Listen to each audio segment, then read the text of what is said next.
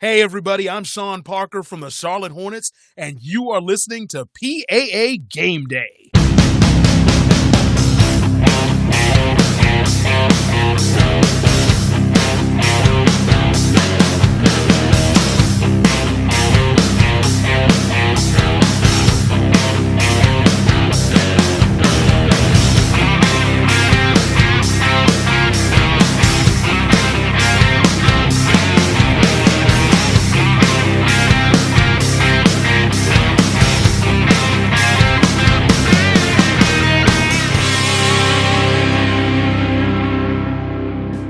Please welcome the host of PAA Game Day and a public address announcer for Syracuse University and Colgate University, as well as the New York State Public High School Athletic Association for numerous championships, Tom Winiecki. So welcome back, everyone, to another episode of PAA Game Day, that podcast that takes a behind-the-scenes look at professional public address announcers, to that voice that we hear all the time in the arena, but we rarely get to know. I'm your host, Tom Winiecki, and today our guest works in the NBA as the public address announcer for the Charlotte Hornets, Shawn Parker. So Shawn, thanks for taking some time out of your busy schedule to sit with us for a bit today. Absolutely, it is my pleasure. Great. All right, Shawn, let's go right back to the very beginning. Back to where it all kind of started for you and your reputation in elementary school for being a bit of a talker. Yeah, I have always been a talker. When I was in second grade, I would be in class and I would do my work. I was a pretty good student. But when I got finished with my work, the teacher, I would start talking. And I would start talking to all my friends. And, maybe I've had a little bit of ADHD or something my whole life because I just have to be busy and doing something. And Okay. the teacher wanted his classroom to be nice and, nice and chill. So he sent me out. He sent me to the closed circuit TV studio in our school. The teacher that was running that was his best friend. Is like, look, just keep him from underfoot until we're done with this test, then he can come back. So I would go down there and I would hang out. And one day I was down there and I started reading the newspaper. And a couple of the older kids heard me reading the newspaper and called the teacher over. And they were like, hey, you sound pretty good doing that. Do you want to read the news for our broadcast? I'm like, okay, cool, let's do it. And that started my love affair with the microphone. So ever since second grade, I have been behind somebody's mic and, just putting everything out there and have just been loving it ever since. Now, as we were talking about how you got started with public address announcing with sports by volunteering at a local high school. Yeah, so that's how I got started. And I would suggest this to anybody who wants to get into public address announcing. I was looking to get back into sports. I had graduated from the University of Maryland, journalism degree. I originally wanted to be a sports anchor, but I decided to get out of that. Life took me in another direction. But I decided back in 2012, I wanted to get back into sports. I wanted to do something that was my passion. So I started doing my research, and PA announcing sounded like something that was pretty cool. So I just started emailing local high schools in my area. And one of the high schools emailed me back. They were interested. They had a brand new boys and girls basketball coach. So they talked to both of them. Both of them were interested. I went in, talked to them, and they're like, okay, let's give it a shot. Let's go. And I started doing boys and girls games at Rockville High School in Rockville, Maryland for about 3 seasons. And it was great. Actually met my best friend. He was the girls basketball coach. And we'll get to him a little bit later because he's also a PA announcer as well. But, I started out, I didn't get paid money. I got paid in sodas, hot dogs, and candy bars when I first started. Okay. um, but I learned a lot doing that. And I would just encourage anybody who's not in the PA game, who's interested, get in at the local level, get in at the high school, the youth level. You will learn so much. Yes. And it'll help you when you go up the ladder and get to the college and the professional level. Now, you also hosted a game show on top of this announcing. Talk about that for a minute. Yeah, that was actually my full-time job. I was a game show host back in 2024. Yeah. So there is a company, Great Big Game Show. They're affiliated with the Escape Game. If anybody's ever played the Escape Game, they also own Great Big Game Show. So you can actually go into a retail space that has multiple studios, and you can actually have a 60-minute game show experience. So I got to guide people through a 60-minute game show experience. They played a series of mini games. We had the banter back and forth, just like just like the game show hosts on TV. I would come in and make my entrance and explain the games and crack the jokes and do all of that, and it was just the best time. Wow. Now, with game shows and volunteering at the high school level and the people that you start to meet and the connections that you start to make, Shawn, what I've started to learn by doing this podcast and talking to folks like you is how important networking is. If you could, talk a bit about those networking connections that you've made on the way up and how they helped you in your career. Networking, if it wasn't for networking, I wouldn't be where I am today. So when I was doing the high school announcing, I was in the Washington, D.C. area. And so I just reached out and started making connections. I sent emails out.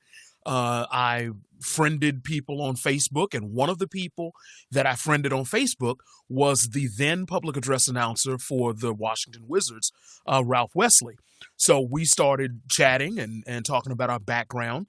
One thing about the PA announcing industry, and at least on the professional level in the NBA, I am one of 6 African-American PA announcers in the NBA. And so there is a brotherhood within the brotherhood that, that is so important. So we started talking about our similar experiences and whatnot. And a couple of weeks after we had become friends, he reached out to me because there were a couple of jobs that he couldn't do. And he recommended me to step into those roles.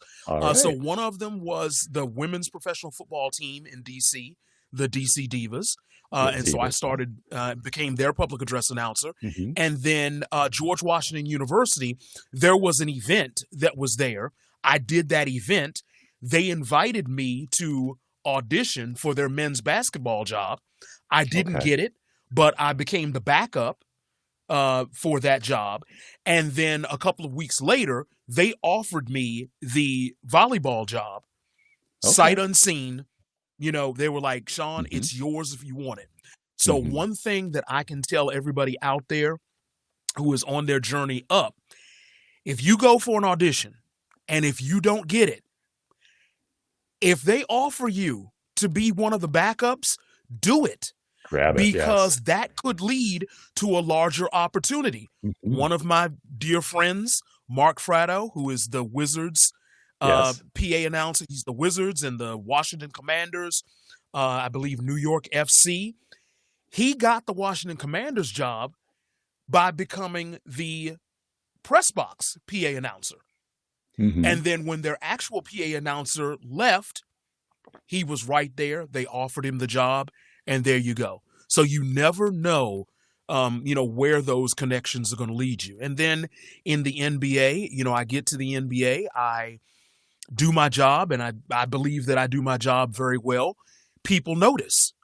So when the Charlotte Hornets position came open, they knew about me ahead of time because my people in Minnesota, they contacted them and said, hey, this is a solid guy. You want to keep an eye out for him. So those connections are just so critical. Yeah. Now it's interesting that you mentioned Mark Fraudo. He'll be a guest on our show later in the spring, and we are certainly going to talk about those connections and how it helped him. Sounds like just exactly how it helped you. Now you told me you had talked a little bit about jumping in, finding auditions, even if you don't get the job, keep your name in there, be a backup. When you went looking for pro auditions, you told me you did it for a bit of a different reason, not what people might typically think someone would go to a professional audition for. Talk about that a little bit. One of the things that I consider myself to be is, a level-headed person and able to look at a situation and take perspective.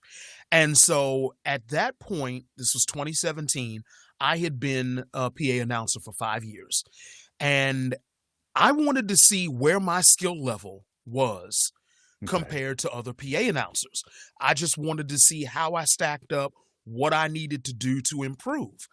So that's why I started going after PA auditions, because I said to myself, hey, I'm auditioning for a pro job. If I don't get it, they can tell me, hey, this is what you need to do to bring yourself up to the level to really compete.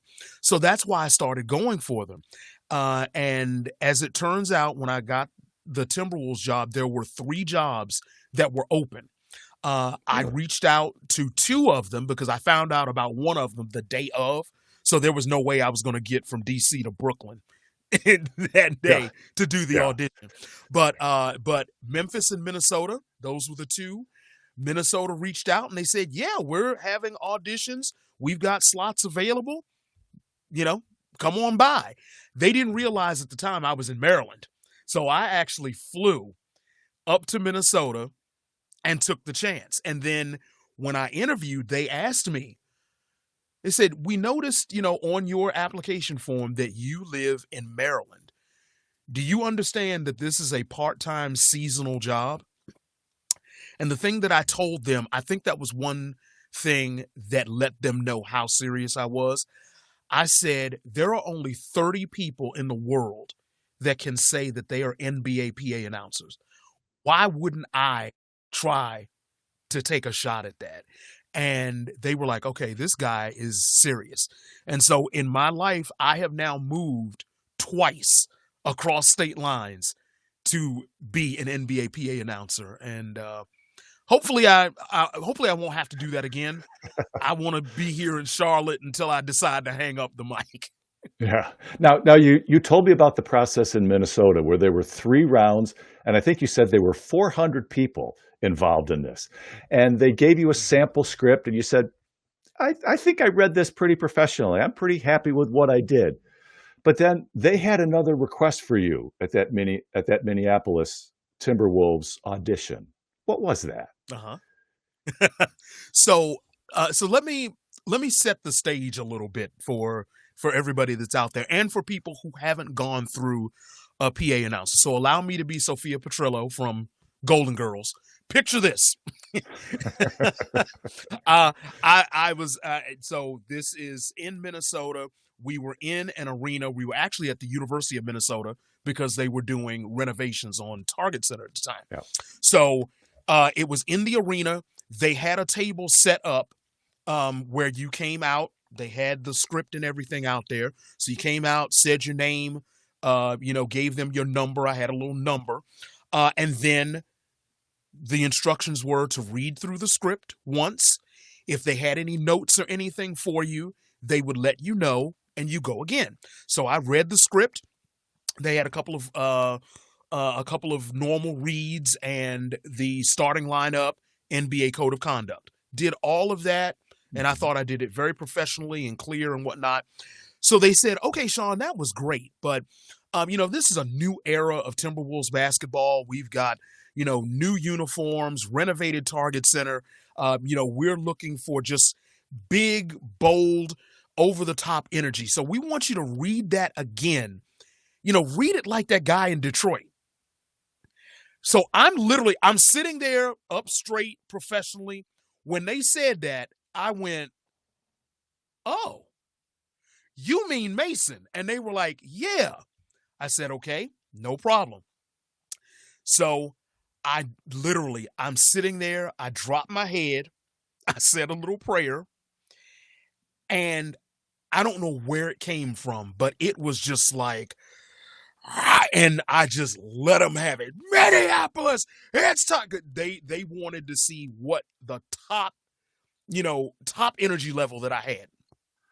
So when I got finished, I went back up to leave.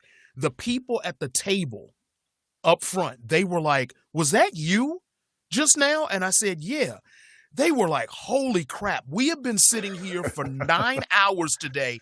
You are the only person we could hear clearly from the concourse." And I said, "Really?" So this is a learning point for everybody out there when you're doing auditions. You're going to be probably in an empty arena. Don't treat it like you're in an empty arena. Mm-hmm. You're in an arena. You've got the fans. You've got music. You've got either balls bouncing, pucks that are being slapped around. Yeah. Mm-hmm. There's going to be a lot of ambient sound. You have to project over that. Even though you have a microphone and even though they're pumping your voice in there, you still have to project over that. So I was one of the few people that did that in the audition, and they noticed that, and they're like, "Okay, this is really a good baseline that we can work with." So treat it as if it were a game. If you are going for an audition, it can only help you in the long run. Mm-hmm. And then with your interviews and auditions in Charlotte, it was a little different. You said it was a video interview, and then they called you back for an audition, and you had to call a game as part of your audition. Yeah. So we did a video interview. I submitted an application first. I did a video interview, and then after the video interview, they did all of their interviews and they whittled it down because we also had to submit like a sample script as well. Mm-hmm. And then I went a little bit beyond. I actually sent them a video just kind of explaining, "Hey, I'm Shawn Parker. I'm the main event voice, and this is why you should pick me as your next public address announcer." And I spoke to them from my heart. I spoke about my love of PA announcing, the fact that I was friends offline with Big Pat Dowdy, who passed away, which is the reason why the Charlotte job came open. The type of announcer he was and what I was anticipating doing going in, not to replace him, but to simply continue that legacy. And I think that really spoke to them, that I was coming in with the right attitude, with the right perspective. Mm-hmm. And so after that, they chose myself and one other person. We were the finalists. Each one of us called a home preseason game. That was our audition in front of the fans. I happened to pull the New York Knicks as our opponent. And by the grace of God, the New York Knicks were almost like Minnesota Timberwolves East, because Karl Anthony Towns was there. Tom Thibodeau was the head coach. A majority of the coaching staff was in Minnesota. So I was like, wow, okay. And so it already had a familiar feel because it was the NBA, but it even had more of a familiar feel for me. So there was no nervousness, no butterflies. I just let it fly. Now, when you got the call to saying that you got the job in Charlotte, where were you? I was at the chiropractor's office on the table, and I had prefaced the visit by telling him, I was like, I haven't told too many people, but I'm just letting you know, I auditioned for the Charlotte Hornets job.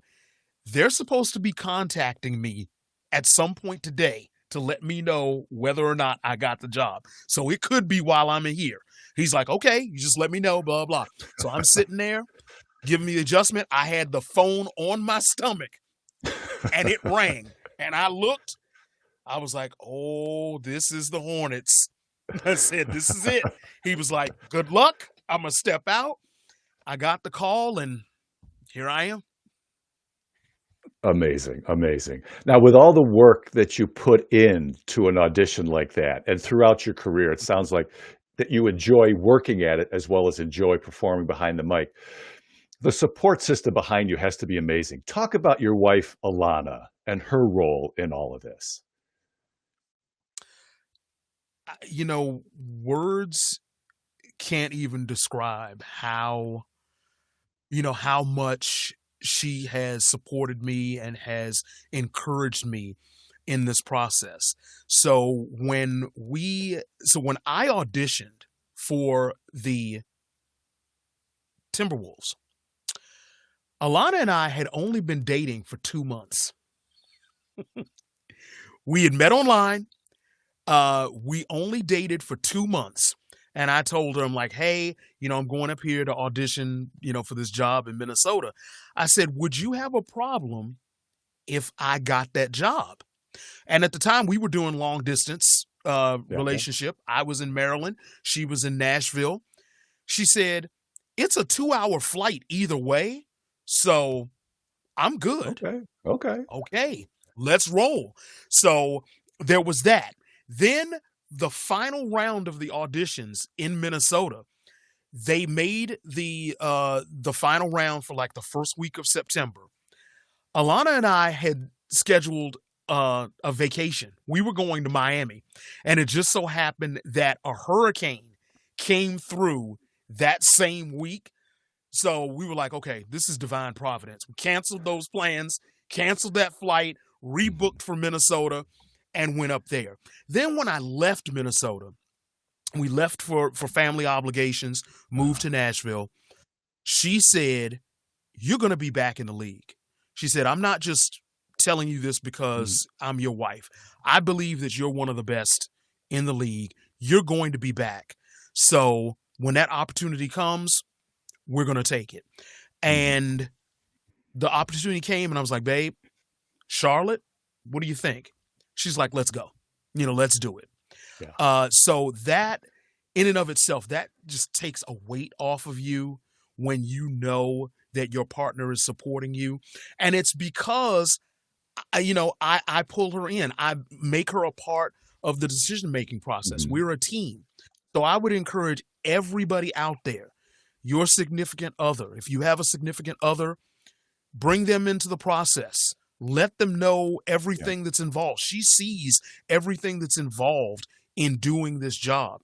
The more that they understand, the more that they are going to be with you when you say, hey, I have, these things that I need to be successful. They're going to be right there with you. Absolutely. Great advice. Great life advice. So folks, we're going to take a time out for media. And when we come back, I'll ask Shawn about following a legend, not once, but twice. He started talking about that a minute ago, but we'll dive into that a little deeper. So we'll be right back.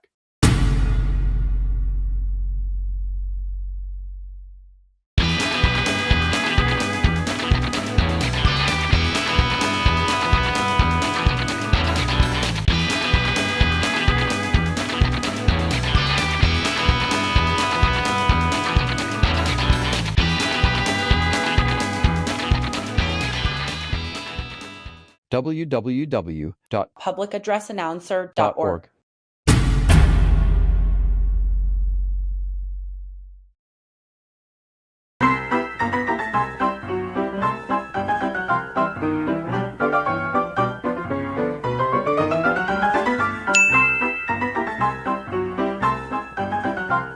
So we're back with our guest, Shawn Parker of the Charlotte Hornets of the NBA. So Shawn, you followed two very established public address announcers, at Minnesota with Rod Johnson and at Charlotte with Big Pat. Now, most folks, they don't want to be the guy that replaces the guy. They want to be the guy that replaces the guy who replaced the guy. Talk about your first season at both of those cities. How did the fans take to you initially? First season in Minnesota, on the surface, going through it, everything was great. I talked to one of the super fans at the beginning of my second season there, and he was like, "Man, you're doing such a great job, the energy and everything." But he looked at me and he said, "But we didn't like you at first." And I just started laughing. I'm just like, "Really?" He was like, "Yeah, man." He's like, Rod was here for 21 years, and Rod has his style. He is energetic, but a little more reserved, a little more closer to the Lawrence Tanter type of presentation. I am just, I'm kind of in you. And he's like, "You were yelling at us and come on, target center and growling. And we didn't know how to take that at first. But we understood. Once we got used to you, we understood that that's your passion. That is how you cheer." Because I tell people all the time, I cheer with my voice. So they got used to that and they understood, and then it just flowed. In Charlotte, the thing that really helped me out was that a lot of people said that I reminded them of Big Pat with my presentation, with the inflection, with my energy. There was even one point, and I didn't realize this, there was one point where Miles Bridges went up for a huge slam, and I went, "Miles, boop, boop, boop, boop, Bridges." And I found out that Pat did that all the time when Miles went up for a huge dunk. So there were just these little things that I reminded people of Pat, and they were like, "You know what? This guy gets it. He's his own man, but he also understands the history and whatnot." Because that's something I'm not sure that people also realize is there in certain cities, there is a history of certain things. People associate, the 90s Bulls with Ray Clay and the whole, his whole intro. He got that, and now he got that from Tommy Edwards, who was before him in Chicago. So though it's little things like that when you bring forward, the fans remember, they appreciate, and they appreciate you carrying it forward. So in following those two, I felt that it was an honor. I felt that it was a privilege. And I just wanted to make sure that I didn't drop the ball. And I was very fortunate in Minnesota. Rod still lived in the area. He would bring his grandson to games. And so I told people that it was almost like Pope Benedict being in the building, the Pope Emeritus. It was like the PA announcer emeritus was in the building and I'm sitting in the chair. I just thought it was awesome. So I hope that I can do that for someone else when I step away from the Charlotte chair and they step in. Now, staying with Charlotte, you talked about new ownership and how they wanted to cultivate a new atmosphere. And with that, you told me something about the type of relationship that you wanted to cultivate with the fans. What type was that? What were you going for? I just wanted the fans to understand that it's not just a disembodied voice, the voice of God, as some people call it, talking to them in the arena, that you had somebody that was sitting there that was passionate about Charlotte Hornets basketball, that wants to see the Hornets win, that cheers along with them, that even though I can't get on the mic and be like, "Oh, ref, you blah, blah, you did such and such," there are ways that I can, articulate that I am also not happy with that call, just like they are, but still be respectful to the game. Because at the end of the day, people aren't coming to Spectrum Center to hear me. They're coming to watch them. So my job is to enhance that experience for them. So if a referee has a controversial call on a foul and I go, "Foul on 0, Miles Bridges, his second, team's third," and you can kind of hear in my voice that I'm a little bit upset, that kind of gets the crowd going, and they get into the game. So it's those little nuanced things that I want people to pick up on, appreciate, and get them into the game even more. Yeah, that you could still be a professional, yet acknowledge through that inflection that you just demonstrated that, when you strip everything away, I'm still a fan, but I still have to be professional. And there's that line that you have to teeter back and forth on. Now, that's right. With that inflection you're talking about, I've heard about those little personal touches that you add, like your example of the foul that you may not have agreed with the officials call. And you told me a story about Anthony Edwards when you were in Minnesota and some other stories. Can you talk about those a little bit? So when I was in Minnesota and they drafted Anthony Edwards, it was obvious to a lot of people this is going to be one of the cornerstones of the franchise for years to come.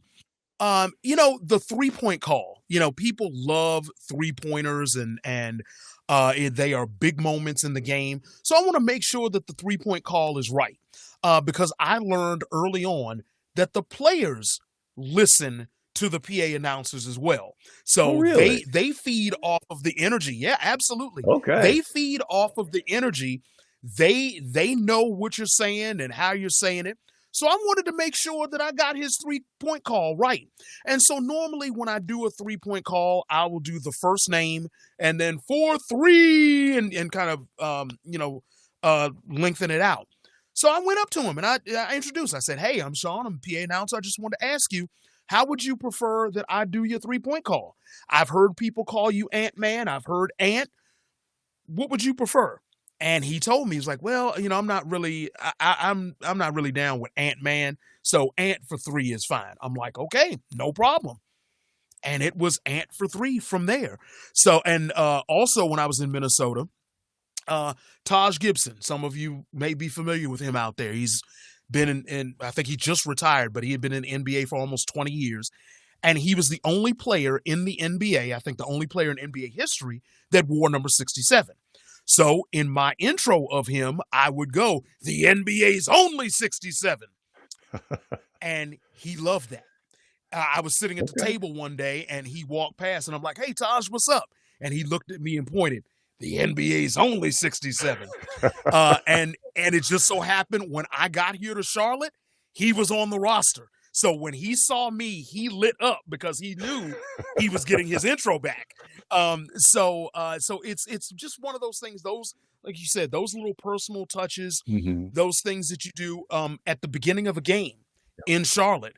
Right before the tip, I will go, "All right, Spectrum Center, it's game time." They actually created a graphic that says it's game time to put up on the screen when I do that. So it's just those little things that just add to the game experience. And that's something the NBA is really big on, is the game experience for the fans. Yes, yes. Now, a little bit of a sidebar to that game experience. I think I'd be a little remiss if I didn't ask you about the bow ties and the shoes. So as we are recording this right now, we have a game tonight. We play the Orlando Magic. So give me 2 seconds. I have my outfit.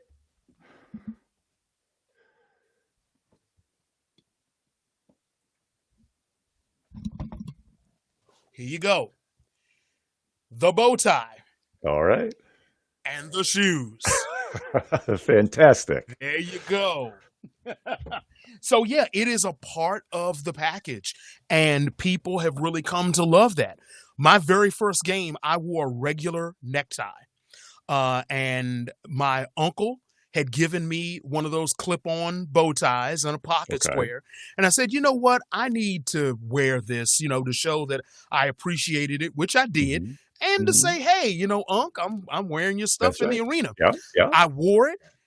And everybody loved it. They were like, "Shawn, that's your look. You should do that from now on." And I'm like, "Really?" And I hadn't worn a bow tie since I was in children's choir when I was 6 years old. But I was like, "Okay, well, let me do that. And I actually went online, taught myself how to tie a real bow tie. So now I can do it without being in front of the mirror.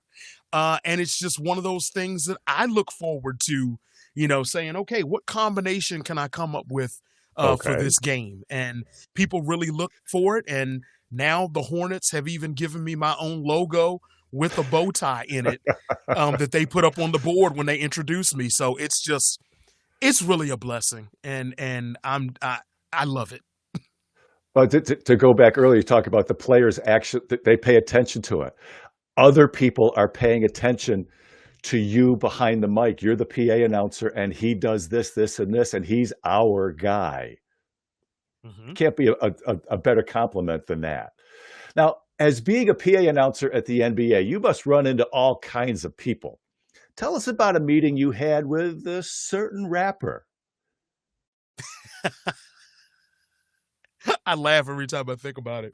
So being a PA announcer, when halftime acts come in, they rehearse, and a lot of times they're incorporating the dance team and the hype squad and other members of the entertainment group. Well, being the PA announcer, I'm not involved in that. So a lot of times I don't get to meet the halftime performers like everybody else does. Well, one particular halftime performance that we had, Lil Jon came and performed at halftime. And I was like, I've got to meet Lil Jon before I get out of this building. So as I was leaving, normally I go through the concourse, but this night I went the back way. I went down the back hallway where the locker rooms are and whatnot. And he happened to be standing outside of his dressing room talking to a couple of people. So I walked up to him. I introduced myself and I said, man, you really, you did a great job for halftime. You really just, tore the house down and everything. And so he was like, man, I appreciate that. And I had an overcoat on. It was cold outside. He was like, I got an overcoat just like this. And he was like, and I said, for real? And he said, no, I'm just effing with you. And started laughing. And I couldn't help but laugh. I'm like, okay, you got me. And so, we dapped up and gave him a hug. And he was like, it's good to meet you. I appreciate it. And it kept going on. But it was just, one of those little things, one of those little meetings that you're just like, you don't expect, a big time rapper to joke with you like that.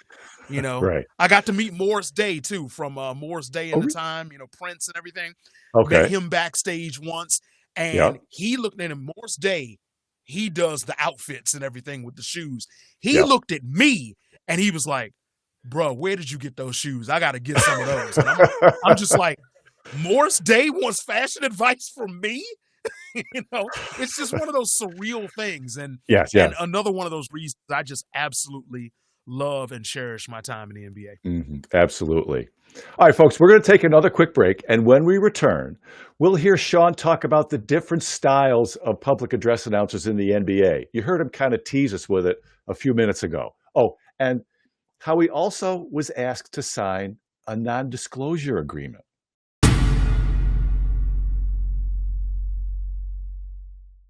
Announcing the Game is a free resource to public address announcers to take you through how to take your skills to the next level. A simple click on the sport gives you free access to a video that goes over terminology and rules specific to a lot of sports. So take a look. See if we can help you improve your skills. So we're back, everybody, with Shawn Parker from the Charlotte Hornets. Now, Shawn, you mentioned earlier how you're part of an entertainment package at the NBA. Now, as a casual fan, maybe not an NBA fan, but a casual sports fan, there's that typical NBA PA announcer. But you know that that's not always the case. You threw out names like Lawrence Tanner with the Lakers, and there's some other people.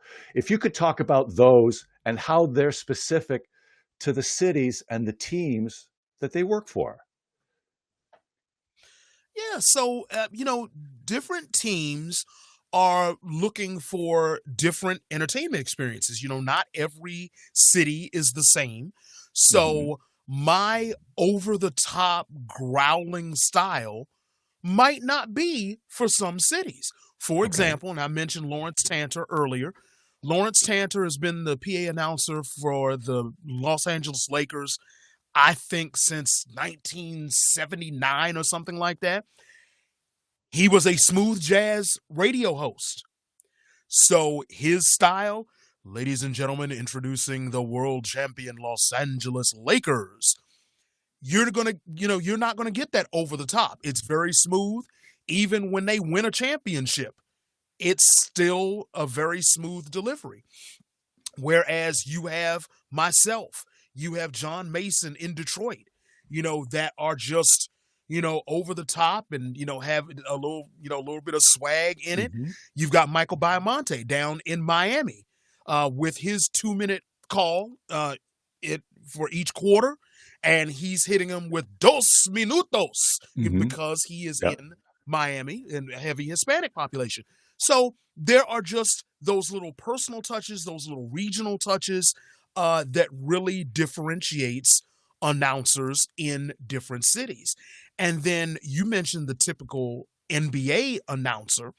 There is a school of thought in public address announcing, which I completely understand and respect when you are on the youth level, when you're at the high school level, that, you do have a home and away team, but you want to be kind of more neutral, more respectful of everybody. You're not trying to embarrass anyone. You're not trying to hype anyone over anybody else. So your calls are a little more neutral, still with a little bit of inflection here and there. And then as you move up into the college ranks, the pro ranks, then you are going to have even more of a homer effect. So you just have to understand where you are and adjust your game call to that situation. Great points. Great points for all of us to hear. Now, to shift gears a little bit, you told me you were part of the NBA 2K. What was that process like? It was incredible. It was a little 007-ish. You mentioned the NDA, and so when they first reached out to me, I got an email saying that, and it was actually one of the subsidiary companies said that they wanted to discuss a project with me. I'm like, okay, a project. Yeah. What is that project? I don't know what it is. So I emailed back and I was like, let's have a conversation and talk about that. So I had a Zoom call, and during that Zoom call, they said, we want to discuss, a possible project with us and with 2K Sports. I'm like, okay, but before we discuss what the project is, we need you to sign a non-disclosure agreement. Really? And I'm like, what am I getting myself into? Like, what is going on here? But I said, okay, send it to me and I'll take a look at it. Now, when they sent it to me, I also, I hate to even think like this, but we live in a day and age where there are a lot of scams. Scams are prevalent everywhere. So when I tell you that every person that sent me an email and every name that I saw, I Googled them. I went on Instagram. I wanted to make sure these people were legit and this was the real deal. And I had also reached out to a couple of other PA announcers as well, and they were like, this is legit. They reached out to me the other day. So I signed the NDA. They explained the whole thing. They were putting all of the PA announcer voices in the game. And I actually got to fly out to LA and recorded for that first year. I recorded for 7 straight days, went into the studio for like 4 hours a day. Oh, wow. Just doing names and doing names, 3-point calls, foul calls, literally like every Hall of Famer that you can think of. They have their names in the game as well. College players, high school players that may have gone into the NBA. We were doing it all to make sure they covered all of their bases. And makes sense. I have been very fortunate. So I've been very fortunate to have my voice in 3 games, NBA 2K22, 23, and the upcoming 26. And so it was just an absolutely wonderful experience. And when fans find out, they're like, "Oh man, yeah, I'm gonna play the game, and I'm gonna use you." And I had a couple of people send me, screenshots, and they're like, "Man, this is awesome." Yeah, I was going to ask, what is it like for you to hear your own voice? I know sometimes we hear our own voice and we're our own worst enemy, but when you hear your own Uh-huh. voice on that video on the NBA 2K, what are you thinking? I'm thinking that I need to buy a game system because I have copies of all 3 games that I'm on, but I don't own a video game system. I haven't had one for years. And so I actually need to buy one so I can play it. But in hearing the clips of me on the game, Yeah, it's just surreal because, it has to be. I was the only child sitting in my room creating basketball leagues and wrestling leagues and all of Hmm. this stuff. And I was the play-by-play guy. I'm the PA announcer. And to actually hear yourself on an actual video game, Well, yeah. it is so humbling. It's a humbling experience. Oh, it has to be. Now, we ask this set of questions to all of our guests. How about an "oh, wow" moment at the mic where that inner fan is just ready to leap out of your skull, but somehow you still have to contain that? Any of those for you? Uh, I contained it a little bit, but April 11th, 2018, Minnesota Timberwolves, Denver Nuggets, game 82. If the Timberwolves win, they make the playoffs for the first time in 13 years. And the game went to overtime. And the Timberwolves ended up winning. And at the final horn, the whole arena just went up. It was deafening in there. They had the word "clinched" flashing on all of the video boards. And at the end of any home win, whether it's in Minnesota or Charlotte, I get on the mic and I'll go, "Tonight's final score," and I'll give the final score. I think I held that "tonight" for like 15 seconds because I was in the moment. The fans were in the moment, and the roof was already lifting off the building, and I just wanted it to explode. And anything that I could do in that moment, I wanted to light the match. And so that was my moment. So that was a oh wow moment where I contained it a little bit, but not really. But most of those moments where it's a containing it would be when the opposing team superstar fouls out of the game. I Mhm. have to contain that. Yeah, yeah. For example, foul on 34, Giannis Antetokounmpo, his 6th, and I just Mhm. want to get on the mic and like, "Yeah, he's gone." Can't do that. So I have to No. kind of bring that down. Yeah. So it's just one of those things. But yeah, that oh wow moment where I kind of let it go a little bit Mhm. was game 82. That'll Oh, always good. stick Yeah. in my mind. Completely understandable. The pent-up energy had to be immeasurable at that point.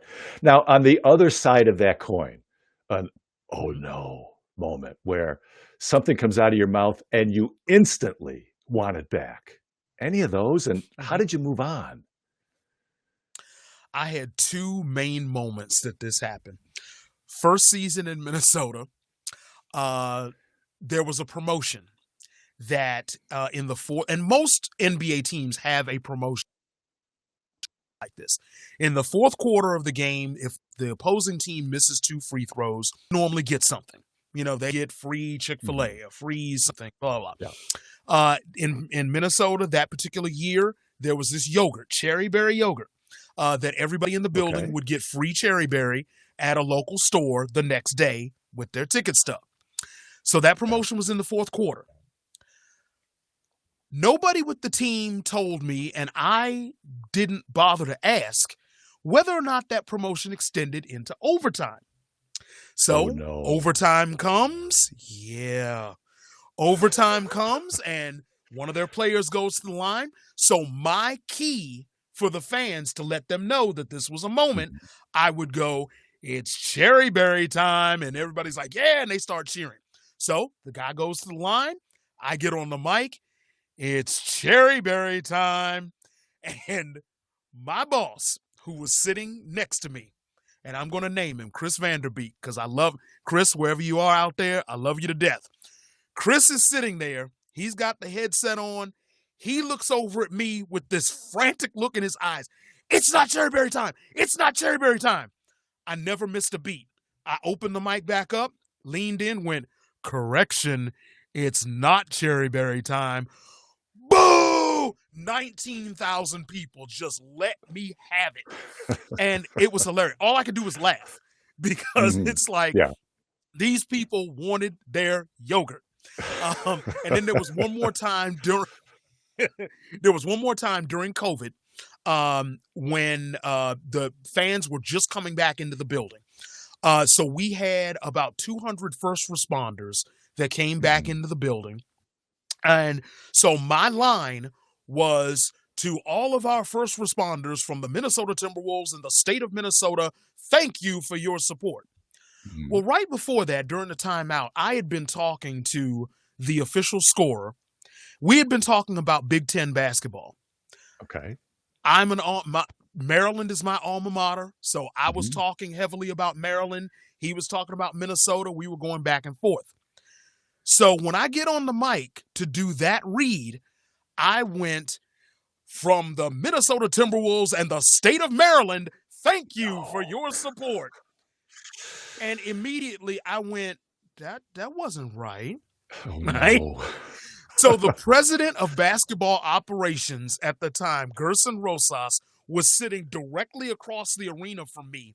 He looks over at me like, what's going on? And I went, "I'm so sorry. I'm so sorry." And he was like, "That's okay." And he started laughing because the one thing that I was told when I got up there, as long as you don't drop an F-bomb on the mic, as long as you don't curse on the mic, you're going to keep your job. I'm like, okay, I can do that. So, but those are things that you just do and you're like, "Oh no." And you keep rolling. Yeah. But to have people like that who say, it was a mistake, move on. People make mistakes. People are going to learn from it and move on. And for those people to have that trust in you has to give you such a reassuring feeling. It has to be amazing. Now, It going really back does. to those. No, go I'm ahead, sorry. go I just wanted to say, I just wanted to say one thing in that regard for everybody out there that is listening to this. Key thing, if you're reading a script and if you do stumble over something, you forget a word, you stumble over it, whatnot, remember, the fans out there don't have your script. That's right. So if you just, as long as the point of what you're saying gets across, keep going. They're never going to know. Right. And if you go into it with that, you take a lot of pressure off yourself trying to make sure that every single solitary word is perfect. Yes, absolutely. Great advice. It's happened to all of us. It's happened to the best of us and the worst of us. It's going to happen. And you're right. As long as we accept it and move on and make the effort to fix it, we're good. Now, with all those folks that have helped you along the way, all the way up from second grade, get out of my classroom, to up with the Timberwolves and with the Hornets now, we always give our guests the opportunity to pay all that help forward. So if I would give you the opportunity to give us some advice, somebody maybe starting their first youth league game, or somebody who's picking up a semi-pro or a pro gig somewhere or something in between, what would that advice be to us? It would be to have fun, to be yourself. Don't get on the mic trying to be someone else. Don't try to be John Mason. Don't try to be Mark Denman. Don't try to be Kyle Speller. Don't try to be Sean Parker. Get on the microphone. Be yourself. Be a fan. Tell the people what you see. Listen to the people that are paying you. You're their voice. You are their voice. they are putting out a certain product out there. So deliver the product that they want, but use your own flair. They will appreciate that. You will grow as an announcer. Also, take constructive criticism. It's not personal. They just want to make sure that their product is the best that it possibly can be. I have gotten constructive notes from the Timberwolves, from the Hornets, and you take those notes, you incorporate it, and you keep going. It's going to make you a better announcer. And also, don't be afraid to ask for advice or help. You know, go to my website, get my contact information, reach out to me. I'll be happy to share anything that I have with you. I have charts and foul sheets and whatnot. I will share it in order to help make this whole industry that much better. Great advice. Great advice. Now, I have one more question before we go. It's apparent to me that you love what you do. You love working at what you do. And in saying that, I may have just answered my own question, but when it's all said and done, Shawn, what keeps you coming back to the mic? It's the fans. It's the fans, because the fans are just so great. You know, when you go to a sporting event, you are going to be entertained. You know, life is tough. You're trying to escape, you know, or step away from whatever went on in the 9 to 5 and on your trip to the arena, and you just want to go in there and have a good time. And I love it when people have a good time and when I have a part in that. So the fans keep me coming back. You know, I tell people that I joke that I'm trying to run for mayor of Spectrum Center because I'm walking around shaking hands, you know, saying hello. And, you know, I absolutely love going in and talking to the fans and going in, talking to the security people and the ushers and everybody that helps the game experience.